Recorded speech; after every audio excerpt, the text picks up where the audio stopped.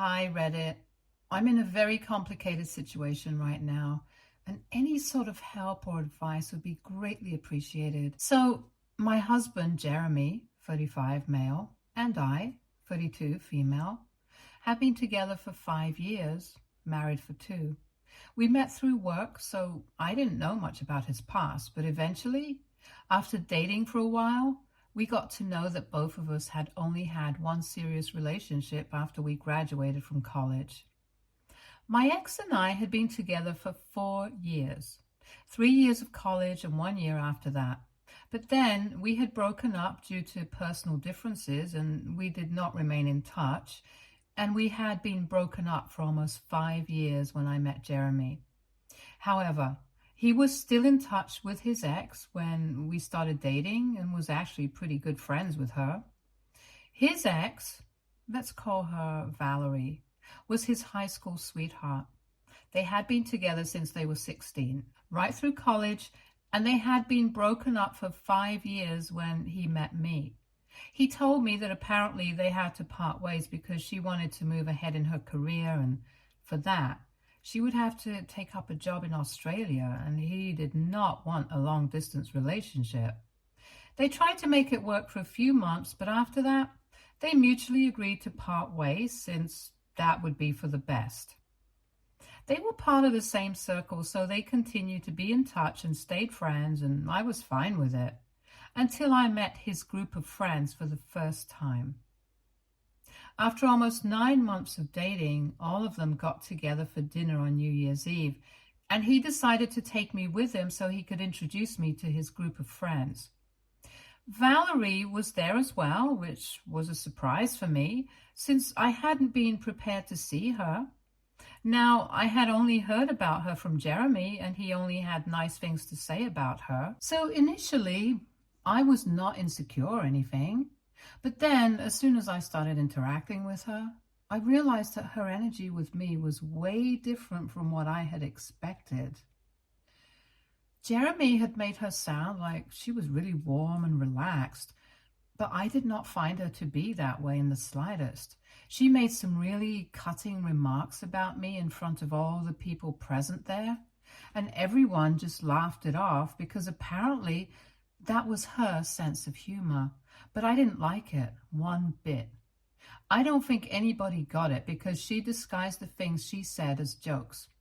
Like how she remarked that it was surprising for her to see me in person because I looked different in pictures, and now that she had seen me, she was not sure if I was Jeremy's type, since he mostly preferred tall blondes, and I was neither, but she was, and everybody laughed since they thought she was just joking.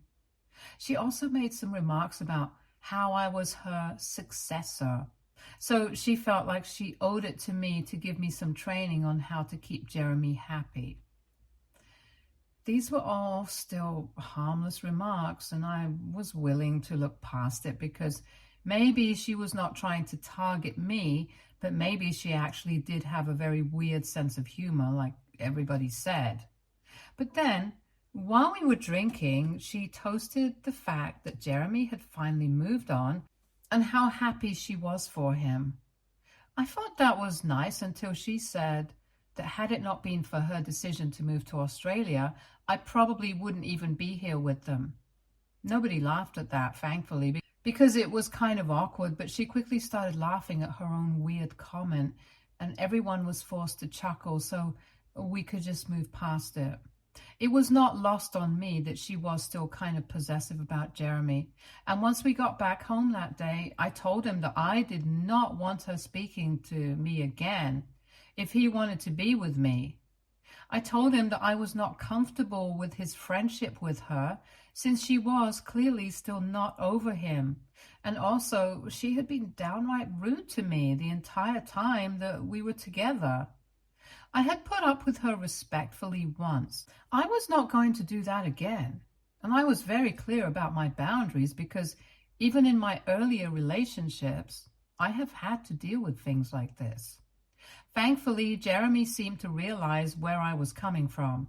He told me that he had also found her behavior very strange and had come to the conclusion that he would have to cut her out of his life because he did not want issues in our relationship because of Valerie. So that was that. And after that incident, I never heard him mention Valerie or speak to her again. He had told me that he had blocked her, so I was content with that explanation. I met his friends several times after that, and they also never brought up Valerie with me, probably because Jeremy had told him that I didn't like her and things had been going smoothly until last week. Now, I've actually been pregnant, and last Sunday was my due date. It's Thursday today, and Jeremy left to attend to Valerie because she had some emergency she needed him to be there by her side for. So he left 2 days before my due date and came back last night. We had a massive argument about it too, because I had assumed that he had blocked Valerie everywhere and hadn't kept in touch with her. And he told me that he had indeed done those things, but she had used a different number to contact him, and she was pretty desperate. Apparently, she had been diagnosed with stage 2 brain cancer, and she really needed somebody to be there for her. I was furious at him because there was no way I could accept the fact that he was willing to leave me alone when I was so heavily pregnant. And honestly, Valerie had just been diagnosed, and I could understand that it was difficult for him to accept that somebody he used to be close to might not make it, but it's not like she was going to pass away the very next day. He could go after he had at least been there for me through the labor, watch his child being born. But the day that he received this news, he had to leave immediately. I tried to tell him that it was ridiculous that he was even considering leaving me alone when I was in this condition. But he told me that he would be back before I went into labor and that due dates are not accurate. So I might still have time for another week or so, and he told me to just deal with it until he was back, and then left for the airport that very day without even bothering to finish talking to me. He was well aware of the fact that I did not have my family here. My parents lived in Iowa, and I was completely relying on him. After he left for the airport, I tried to call him several times, but his phone had been switched off. I was really upset and desperate, so I called my mother-in-law instead because she has always been nice to me. And as soon as I explained the situation to her through tears, she came right over and started trying to call as well. But of course, his phone was switched off. She comforted me and was there for me throughout that day because I was really upset and just kept crying throughout, since the pregnancy hormones were also messing with my emotions. We couldn't reach Jeremy until the next day, and even then, when we called him, he did not answer and only sent us both a text message saying that he would be back soon enough and hopefully before the baby was born.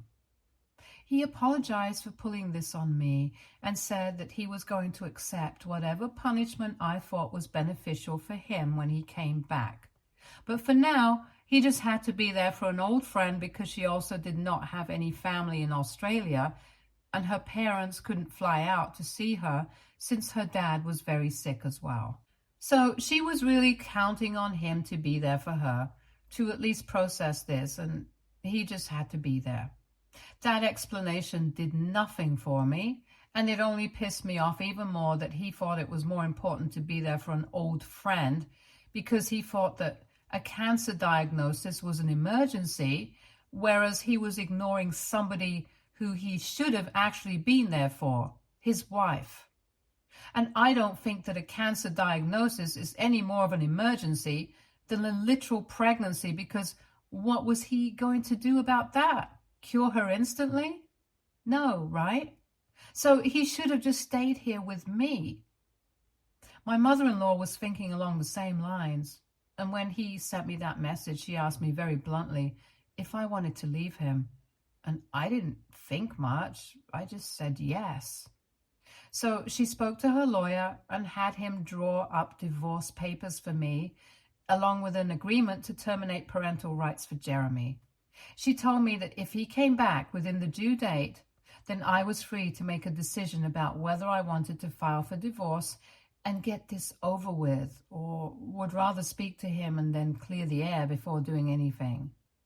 And if he was not able to make it, then it was very obvious what I had to do. She had raised Jeremy herself and had been a single parent, so I could understand why she was so bent on this.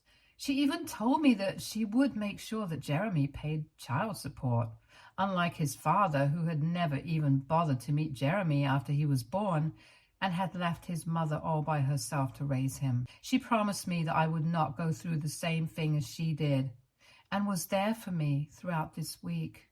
For the next couple of days, neither of us contacted Jeremy, and on Monday, I went into labor. Then my mother-in-law tried to call him to at least let him know that I was giving birth.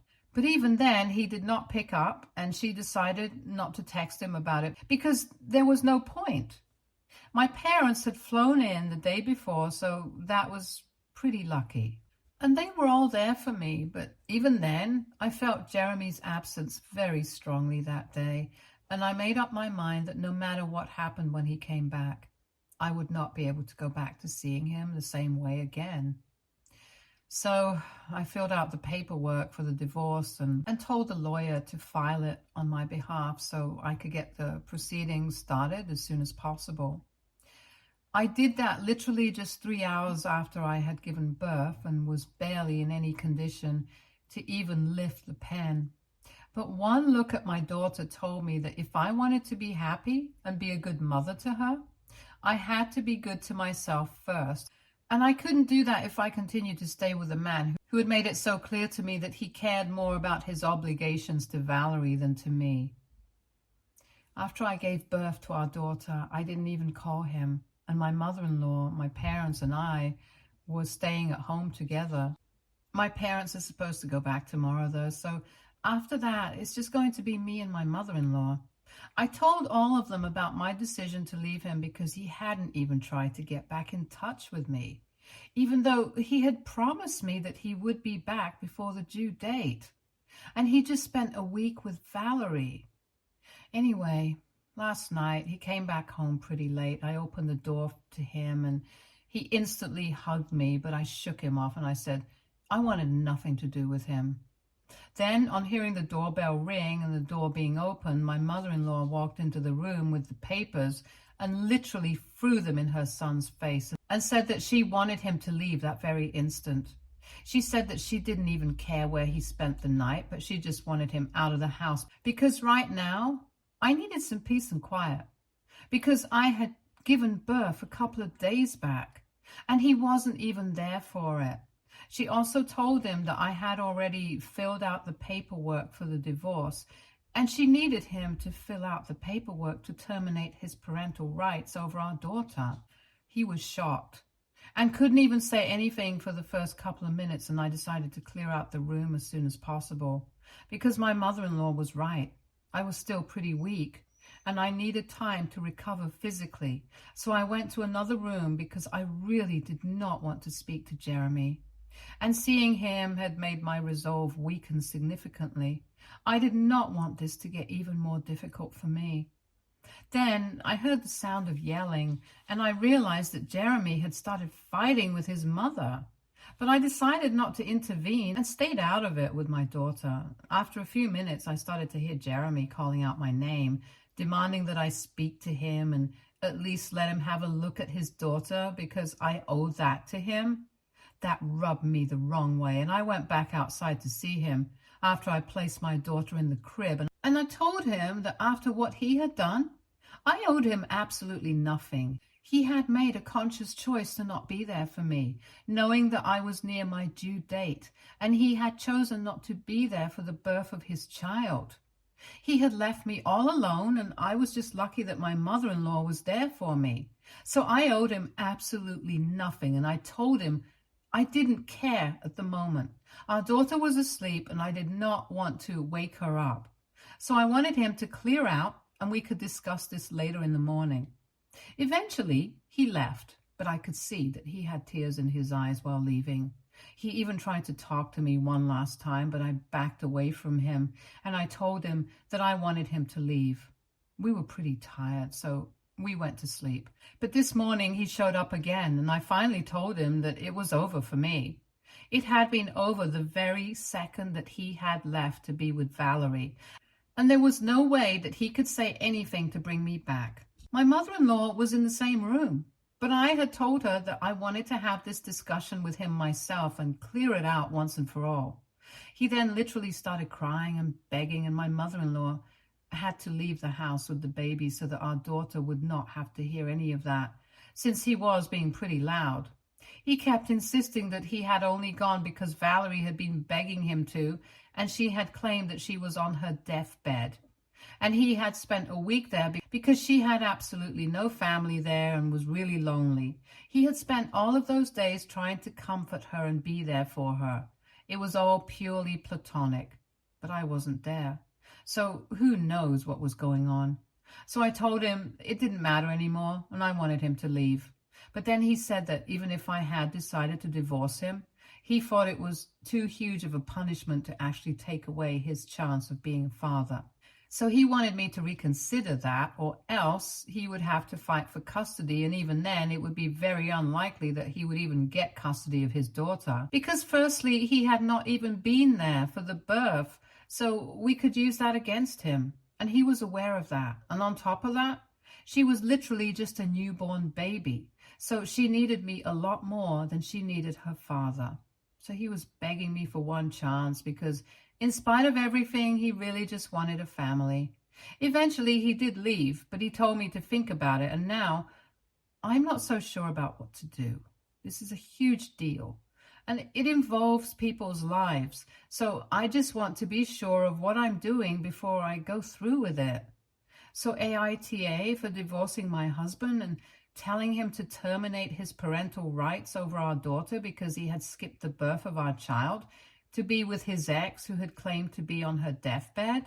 Update 1. I have made up my mind and I'm going through with the divorce, but I'm still thinking about whether I want full custody or not. 4 days have passed since I made the post, and Jeremy has shown up at the house every single day to apologize to me and literally beg for forgiveness. And every single day, I have found it harder to turn him away. But I know that I have to do it. Thankfully, my mother-in-law has been with me every step of the way and is helping me take care of the baby as well. My parents had to fly back home 2 days after I gave birth, and she has been kind enough to leave her own home and move in here with me on a more long-term basis because she knows that I'm going to need all the help that I can get. And I've told her that even if I decide not to give Jeremy full custody or even partial, she's still going to have every right to come see her granddaughter anytime she wishes to. I have even asked her what she thinks that I should do about the whole custody thing. But she has left that up to me and told me that she knows that I'm going to make the right decision for both of us. Just like I made the right decision with the divorce. But I'm still struggling to come to a decision. It's not getting any easier for me because Jeremy keeps showing up every day. And every time that he comes, I just feel like taking him back and forgiving him for everything. But I know I can't do that, especially not after what I have been through, because Valerie has always been a sore spot for me. And he didn't even care about that when I was pregnant with his baby. To be honest, I don't even know if they have been in touch with each other or if there was nothing brewing between them in the past couple of months because I just can't bring myself to trust anything that he says anymore. So far, his apologies have all been the same. He just keeps repeating whatever he said to me the first time that he came back home after his visit to Valerie. Nothing happened. It was all platonic and he was just there to take care of her because she had claimed that she was on her deathbed. And as her friend, he just felt like he had to be there. Every single time, I have to say the same things back to him. It doesn't matter anymore because I have made up my mind and I am going to leave him now. It's really sad, but that's just how it is. Update 2. Hi, so a few days back, I had posted an update saying that I had decided to go through with a divorce, but I still couldn't make up my mind about whether I wanted to file for full custody of my daughter or not. But I think now I know what to do. For almost 5 days in a row, Jeremy had shown up every single day without fail to apologize for his actions and try to get me to take him back. But after that, he suddenly stopped showing up. I found it strange, but at least I was relieved because I thought that I wouldn't have to deal with him anymore, and I could think with a cool head. But I don't think that's going to be possible anymore because after he stopped showing up, other people started testing me and telling me that what I was doing was incredibly wrong and immoral, and they had never expected me to act like this. Right afterwards, his friends started bombarding me with texts, and I'm not just talking about the group that he usually hangs out with. I'm talking about every single person who used to go to school or college with him. And I think he set up a template for them to send to me like this as some petition or something. And he could just write emails and messages to the mayor and get them to cancel whatever is going on because he doesn't agree with it. Anyway, at first, I was blocking people left and right. But then they started making fake accounts to text me the same things over and over again. And there are only so many people you can block. Besides, it's not just that I'm dealing with all this emotional trauma and processing what is happening to me. I'm also still exhausted from giving birth, and I'm trying to be there for my newborn daughter as well. So it's all really tiring. And this is the last thing that I needed. And if he really cared about me, he wouldn't be putting me through all of this at such a delicate stage of my life. It's very obvious that he doesn't care about anybody apart from himself. And so I don't think I have to worry about what I'm going to do about my daughter's custody anymore. I'm going to file for full custody and that's it. Of course, he still has the papers and can sign his rights away in case he doesn't decide to do that. I've spoken to my lawyer and this is happening. The messages that I have been receiving so far are not nice. And I know for a fact that he has written the template message and told his friends to send it to me. It really reflects what he believes more than anything else. And if this is what he believes about me, I don't think we need to be together at all. The reason I'm so upset is because the messages had this line: "We never expected you to be the kind of person who would use their child as a pawn to punish their partner and play mind games like this." Like, is he for real? Does he seriously think that I'm using our daughter to punish him for what he did? I don't think he understands how marriages or children work, because if he did, he never would have said this. And that, in particular, really hurt me and helped me make up my mind. When I showed those messages to my mother-in-law, she was also pretty pissed and said that she was going to contact him and tell him off. But I asked her not to because it was just not worth it. If we tried to confront him about it, he would just deny having any part of it, even though it was very clear that all of his friends were sending me the same kind of messages, and he had to be the one behind it. If I'm being frank, I don't even understand why he felt the need to involve his friends in all of this, because it's not like I'm going to see and read their messages and instantly stop what I'm doing. Their opinions literally do not make a difference to me at all because they are not my friends. I have never been close to any of them, so they can think whatever they want about me and I'm not going to care. I guess he just thought that if an overwhelming number of people started texting me about this, then I would just give in to the pressure or something. But then I'm afraid that he doesn't really know me at all because I'm not the kind of person who's going to bend to pressure. I did not even change my mind when he himself was showing up every day and begging me for forgiveness because I knew that letting him back into my life was not going to be good for either of us, and definitely not good for our daughter. I might have felt terrible about it, but I still went through with it because I don't bend easily. And after being with me for so long, I think he should have an idea what kind of a person I am. But it's very obvious that he doesn't. And it's becoming clearer and clearer to me every day that I am doing the right thing by choosing to leave him. So not just his friends, but even if every single person that he knows starts texting me about this, I'm still not going to change my mind. In fact, this thing that he has done has only helped me feel more strongly about what I'm doing. And I know that as long as the people that I love are on my side, I don't have to worry about any of this. Update 3. Hey, so the legal proceedings for the divorce and the custody agreement are going to commence in a couple of days. And Jeremy has decided not to contest the divorce. But he is demanding at least partial custody of his daughter. We're going to see how that works out, since I'm open to the idea, because I'm not an inherently evil person, but I don't think I want to implement sharing custody until our daughter is at least a couple of years old. So that's what we are going to negotiate, and I'm very happy I've made this decision for myself now that it's finally happening, and it's hitting me how real all of this is. I thought that I would be scared, but I have never felt more sure of anything in my life. I think some of this might also be because of a message that I received from Valerie yesterday, where she told me that she really didn't want to be a homewrecker, but she really needed somebody by her side. And since her parents wouldn't be there for her, Jeremy was the only other person that she could think of.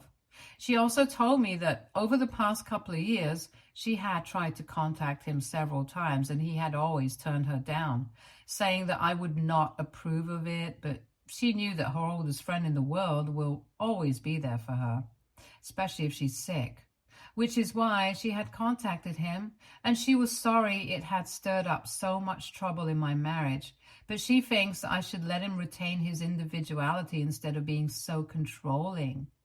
So I was right about the fact that he hadn't blocked her at all, and they had actually stayed in touch. Maybe not in the way that I thought, but they did at least speak to each other. The worst part was that she also told me that they had shared a moment when they were together, and they had ended up kissing for a couple of minutes. But after that, Jeremy had drawn away from her, saying that he couldn't do this, especially while his wife was with his child. She told me that he had not let the kiss last for more than a couple of minutes, and that's how loyal he was to me. As if that was supposed to do anything. It was ridiculous. But yes, I was right about everything. So now, getting the divorce and custody on my terms should be a cakewalk, since I know these things. I have spoken to my lawyer, and we have also tweaked our petition to demand slightly more of everything, because now I feel like I deserve it, since I've been cheated on clearly. Anyway, I'm feeling very confident about what I'm doing, and I know that things are going to work out. I'll keep you guys posted on whatever is going on. Thank you so much for tuning in here. Stay tuned for more stories from Argo Relationships.